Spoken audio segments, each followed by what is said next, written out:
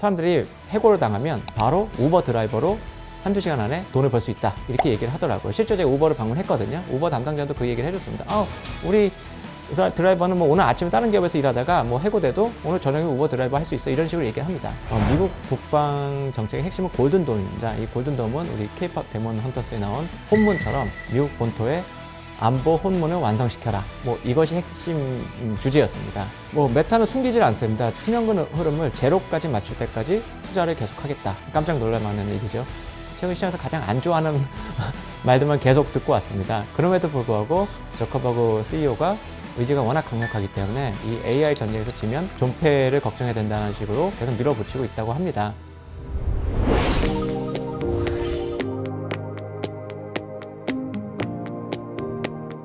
안녕하세요. 한화 헤라클레스 펀드 책임운영력 왕승묵입니다. 이번 출장은 미국 뉴욕에서 IB 관계자들하고 미팅을 가졌고, 표적인 기업으로는 메타, 뉴욕에 또 IR 오피스가 있습니다. 그래서 메타와 또 서비스나우, IBM 이런 대표적인 IT 기업들을 만났고요. 또 방산 기업들은 패트리어트 미사일로 유명하죠. RTX, 그리고 또 이 비상장 기업이지만 안두릴, 팔란티어, 오픈 AI 담당자들과 미팅을 가졌습니다.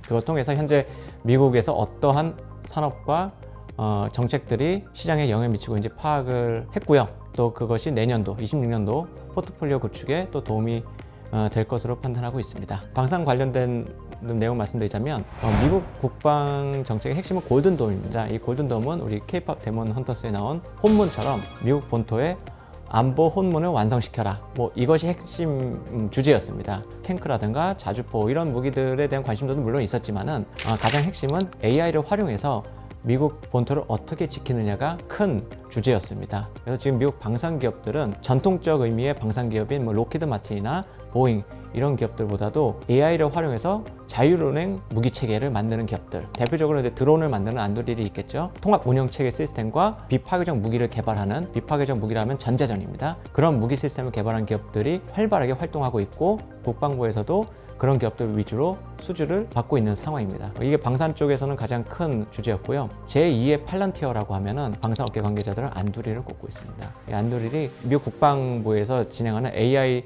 통합 시스템을 사실상 장악을 하고 있는 상황입니다. 안두릴을 중심에 놓고 주변에 드론이라든가 여러 통합 무기 체계 시스템을 개발하는 기업들이 뛰어들고 있다 이렇게 볼 수 있겠습니다. 또한 이 AI 드론 같은 케이스는 또 가성비가 좋기 때문에 F-35 전투기 같이 비싼 무기 체계보다는 도널드 트럼프 행정부는 비용까지 감안을 해가면서 투자하는 상황입니다. 그래서 저비용 대량 생산 중심의 AI 자율성 기반 무기 체계로 재편 중이다.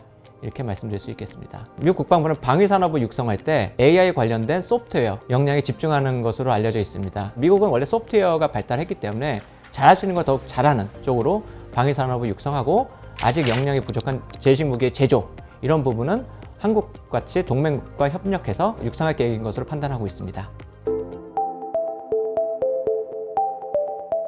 네, 맞습니다. 미국 정책 관련자들은 경제적 이익보다는 국가 안보를 더 중시 여기고 있습니다. 그래서 지금 주요 기업들에 대해서 미국 정부가 직접 지분을 취득하고 있지 않습니까? 그것은 설령 당장은 그 지분 취득을 해서 손실을 볼지라도 이 기업들이 안정적으로 미국 정부에서 요구하는 수준의 방위 산업 그런 제품들을 생산해낼 수 있을 때까지 지속적으로 투자하겠다는 의지가 강합니다. 그렇기 때문에 이런 기업들이 밸류에이션은 예전에는 뭐 저평가되었다고 할 수 있겠지만은 앞으로는 이런 기업들은 밸류에이션 고평가가 조금 더 지속될 가능성이 있다라고 말씀드릴 수 있겠습니다. 특히 이 우주 방위 체계, 전자전 체계에 특화된 기업들은 비상장 기업은 내년에 상장이 사실 상당히 많이 이루어질 것으로 보여지고, 헤라클레스도 당연히 상장 이후에 그런 기업들을 검토한 후에 편입을 할 예정입니다. 또한 현재 상장되어 거래되어 있는 기업들 중에서도 적극적으로 내년에 국방부 수주를 받을 만한 기업들이 많이 있습니다. 그래서 그런 기업들은 지금 편입을 검토 중에 있습니다. 기본적으로 몇 년 동안 계속 방위 수주가 나올 것이기 때문에 안정적인 현금 흐름 창출이 가능하고, 또 필요시 미국 정부에서 지분 취득까지 가능하기 때문에 그에 대한 프리미엄 밸류에이션이 지속적으로 유지될 것으로 보여지기 때문에 헤라클레스 포트에도 편입을 검토할 만한 기업들이라고 생각하고 있습니다. 메타는 숨기질 않습니다. 수명근 흐름을 제로까지 맞출 때까지 투자를 계속하겠다. 깜짝 놀랄 만한 일이죠. 그리고 필요하면 부채도 적극적으로 활용하겠다. 최근 시장에서 가장 안 좋아하는 말들만 계속 듣고 왔습니다. 그럼에도 불구하고 저커버그 CEO가 의지가 워낙 강력하기 때문에 이 AI 전쟁에서 지면 존폐를 걱정해야 된다는 식으로 계속 밀어붙이고 있다고 합니다. 다만 아직까지는 영업용 현금 흐름이 계속 창출되고 있기 때문에 부채 비율이 급격하게 상승하지 않지만 뭐 투자 비용이 계속 증가하다 보면 부채 비율도 좀 위험 수준까지 올라갈 수 있습니다. 그래서 메타 관련자도 솔직히 내년도에는 마진 압박은 좀 있을 거다라는 식으로 얘기를 했습니다. 그럼 주가 흐름에는 썩 유리하진 않죠.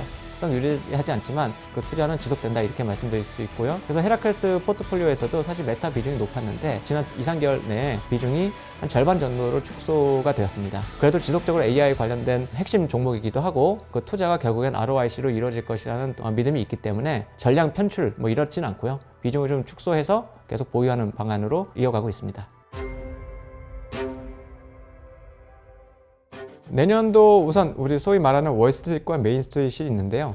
월스트리트는 말 그대로 자산 시장, 그리고 메인스트리트는 뭐 실물 경기, 좀 더 깊이 가면 뭐 내수주 뭐 이렇게 볼 수 있겠습니다. 근데 월가 뭐에서 펀드를 운용하시는 분들이나 또 투자 전략가들은 대체로 26년에는 25년 7월에 통과된 감세하는 효과가 본격적으로 나타나는 시기라고 보고 있습니다. 그래서 실물 경기는 상당히 좋을 것으로 예상을 하고 있습니다. 다만 그렇게 되면 연준의 금리 인하 행보가 상대적으로 더뎌질 수 있고 심하면 금리 인하 자체를 못하게 될 수도 있습니다. 내년 5월이면 연준 의장 교체가 되기 때문에 또 신임 의장은 트럼프 정권의 눈치를 많이 볼 수밖에 없는 상황에서 금리 인하를 안 할 수는 없을 겁니다. 다만 그게 시장이 요구하는 만큼 빠르게 이루어지지는 못할 가능성이 있습니다. 하지만 경기 자체는 좋다. 그래서 어느 섹터가 주도하게 될 것이냐고 보면 지금 AI 관련된 기업들 중 상당히 비싸게 거래되는 기업들은 내년에 주도주군에서 이탈할 가능성이 높다 이렇게 얘기를 하고 있습니다. 대신 뭐 AI 관련된 기업들 중에서도 상대적으로 좀 밸류에이션 매력도가 높은 기업이 주도 섹터가 될 수 있다 이렇게 볼 수 있고요. 또 AI 관련된 종목들 외에 헬스케어 섹터를 상당히 좋은 투자 대상으로 보고 있습니다. 실제로 뭐 뉴욕, 런던 투자자들은 이미 살 만큼 다 샀다는 컨센서스가 이루어져 있습니다. 헬스케어는 지난 2년 동안 밸류에이션이 하향 조정되면서 저평가 메리트도 있고 내년도부터는 AI를 활용해서 신약 개발이 좀 두드러지고 또 M&A 모멘텀이 강할 것으로 보여집니다. 그래서 이런 훈풍 속에서 헬스케어 섹터가 내년에 시장 주도 섹터 중에 하나가 될 것이다 라는 컨센서스가 있습니다. 물론 지켜봐야 되겠지만요. 그리고 실물 경기 관점에서도 고용시장은 좀 둔화는 되고 있습니다. 둔화는 되고 있는데 이게 소비 경기는 고용시장 둔화만큼 둔화가 되지 않느냐에 대해서 많은 학자들이 논의를 했는데 사람들이 해고를 당하면 바로 우버 드라이버로 한두 시간 안에 돈을 벌 수 있다 이렇게 얘기를 하더라고요. 실제 제가 우버를 방문했거든요. 우버 담당자도 그 얘기를 해줬습니다. 우리 드라이버는 뭐 오늘 아침에 다른 기업에서 일하다가 뭐 해고돼도 오늘 저녁에 우버 드라이버 할 수 있어 이런 식으로 얘기를 합니다. 특히 20, 30대 저소득층에 해당되는 분들이 직장에서 해고가 되더라도 바로 우버 드라이버로 돈을 벌 수 있기 때문에 소비 경기가 생각보다 그렇게 둔화되지 않는다 이렇게 볼 수 있습니다. 그래서 어찌 보면 골디락스는 맞습니다. 경기가 고용시장 좀 둔화되고 대신 소비 경기는 어느 정도 유지가 되니까 연준에서 이거를 바탕으로 금리 인하를 좀 단행할 수 있다 이렇게 볼 수 있는데 다만 그것조차도 내년에는 재정 승수 효과가 좀 강하게 발생할 것으로 보이기 때문에 금리 인하 행보는 좀 지켜봐야 된다. 이 의견이 주류를 이루고 있습니다. 굉장히 강하게 그 담당자들이 얘기를 하는데요. 미국 시장의 특징은 연준 의장이 교체되는 시기에 한 번은 그 의장을 테스트한다라고 알려져 있습니다. 그래서 5월에 교체되잖아요. 그러면 한 4월에서 6월 사이에 시장이 한번 조정을 받지 않느냐. 그때 신임 연준 의장이 어떻게 대처하는지에 따라서 그 의장에 대한 신뢰도가 올라가고 당연히 신뢰도가 올라가면 시장도 상승 반등할 것이다 이렇게 보고 있더라고요. 물론 여전히 컨센서스는 어떻게든 신임 연준 의장이 시장과 소통을 잘해서 결국에는 시장 상승세를 이끌어낼 것이다 라고 평가는 하고 있습니다. 하지만 그 전에 반드시 한 번 정도는 변동성 확대 장세가 올 것이다 라는 컨센서스가 이루어져 있습니다.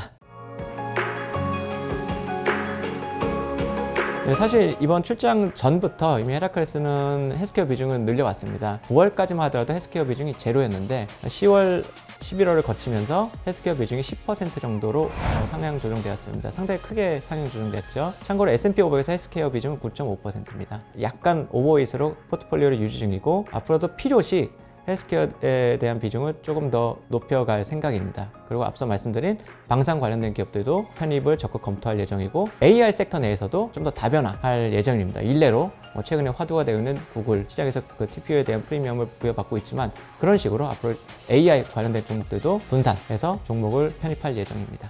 26년 한 해는 헤라클레스 운영 철학인 안정적인 현금흐름 바탕으로 투자에 잘해서 기업 가치를 끌어올리는 종목들을 적극적으로 편입해서 우수한 성과를 낼 수 있도록 하겠습니다.